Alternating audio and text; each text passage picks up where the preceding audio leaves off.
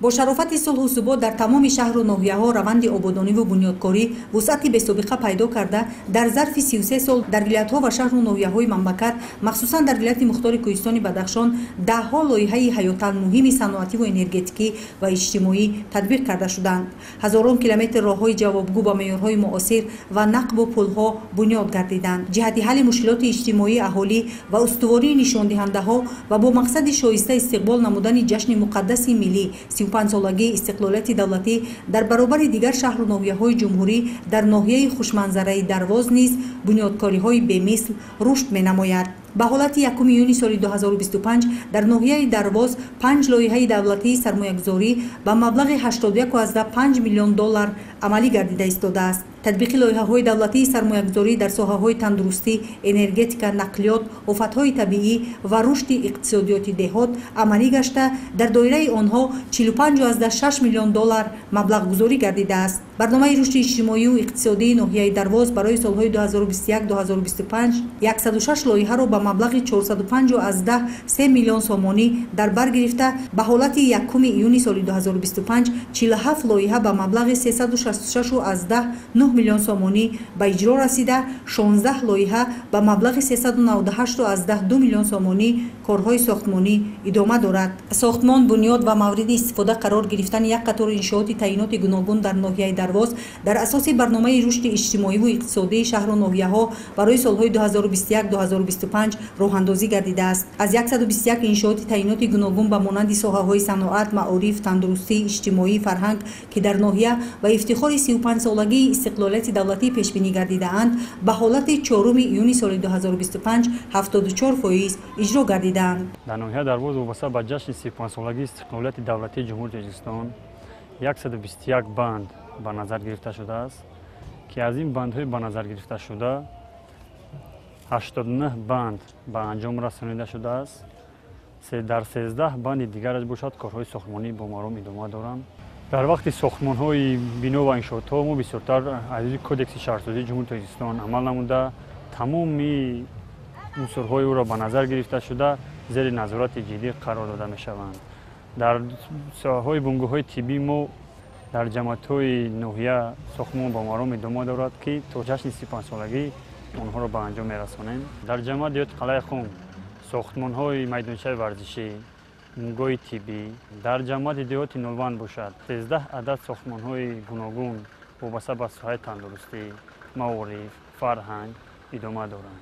در جماعت سغردش باشد وابسته از این 22 عدد ساختمان‌های تعیینات گوناگون در آن جماعت هم ساختمانش با مرام ادامه دارد.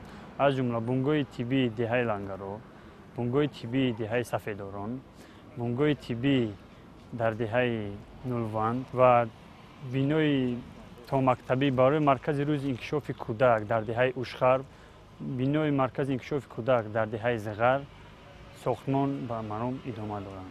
در ناحیه درواز 17 کارخانه و کارگاه‌های صنعتی فعالیت می‌نماید که تا 1 یونی سال 2025 حجم استحصال محصولات صنعتی زیاد از 6 میلیون و 495 هزار سومانی را تشکیل داد. این نشان دهنده نسبت حجم استحصال محصولات صنعتی همین دوره سال گذشته 1 میلیون و 146 هزار و 100 سومانی زیاد میباشد.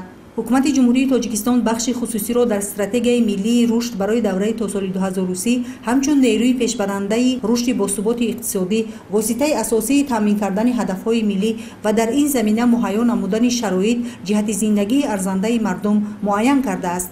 با در نظر داشته این در روند کارهای سازندگی و بنیادکاری نقش صاحبکاران وطندوست و شخصان سخاوتپیشه ناحیه درواز در بنیاد انشاءات ساحه‌های ورزش و تندرستی ارزشمند معنیداد می‌گردد. ساحه ورزش نگاه کنید، خود شما شاهدید که در یکی از دهه‌های از همه خردترین دهه زنگ میگن نگاه کردید که چقدر ترقیات رفته است، چقدر ورزش‌های سطح بین المللی بعضی جا ساخته شدند. این همه از وحدت، این همه از شکرگزاری از پیشوای محبوبمون به امروز ما را رساند و امروز ما افتخار میکنیم که تاجیکیم و در سطح خود بین المللی ورزشگران ما از آن جمله از قشلاق ما در سطح جمهوری در چمپیونات جهانی جوانان ما جای نمایان اشغال کردند. در کدام سمت که باشد امروز ما ترقیات دیده ایستادیم، پیشروی را دیده ایستادیم.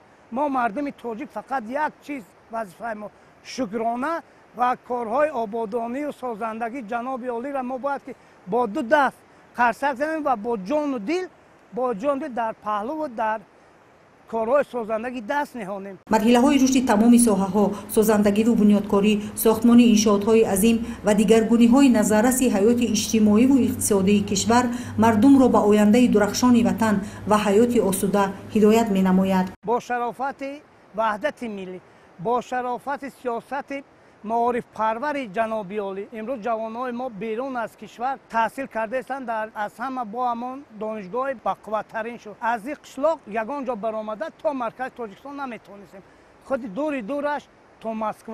و امروز شکرانه میکنیم که ما استقلالیت یافتیم، ما وحدت ملی یافتیم. همه کارهای سازندگی و آبادکاری امروز از همه طرفه سهم کرده. فراهم آوردن شرایط بهتر و خوبتری کار و تحصیل و به طلبات زمان معاصر موافق گردانیدن مکتب‌های تحصیلات عمومی ناحیه درواز چون دیگر شهر و ناحیه‌های کشور در اساس برنامه و استراتژی‌های دولتی تطبیق کرده می‌شوند.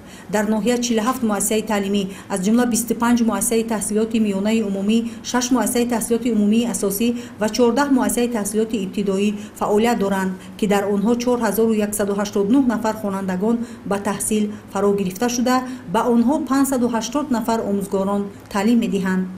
در برابر این در مؤسسه تحصیلات میانه عمومی طبق قرار حکومت جمهوری تاجیکستان 19 مرکز انکشاف کودک تأسیس داده شده است که با فراگیری 320 نفر خواننده میباشد.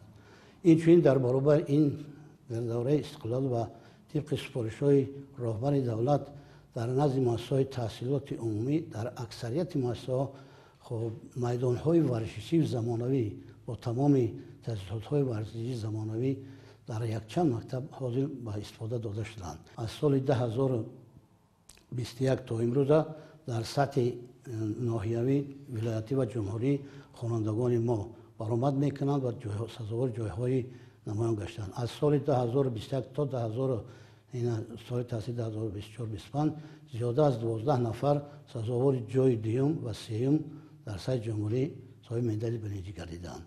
این چنین در فروغ صبح دانایی کتاب است. سال 2023-24 و 24-25 یک نفری سزاوار جای سوم گردیدند. تمام عزم و تلاش، تشبث‌های سازنده و بنیادکارانه و نقشه و هدف‌های استراتژی حکومت جمهوری تاجیکستان که در زمان صاحب استقلال عملی گردیده‌اند به خاطر مهیا ساختن شرایط زندگی شایسته برای هر یک ساکن کشور، تامین نمودن استقلال انرژتیکی آن، حفظ امنیت آذوقه‌واری مملکت و به کشوری پیشرفته و صنعتی تبدیل دادن تاجیکستان صاحب استقلال روانه شدند.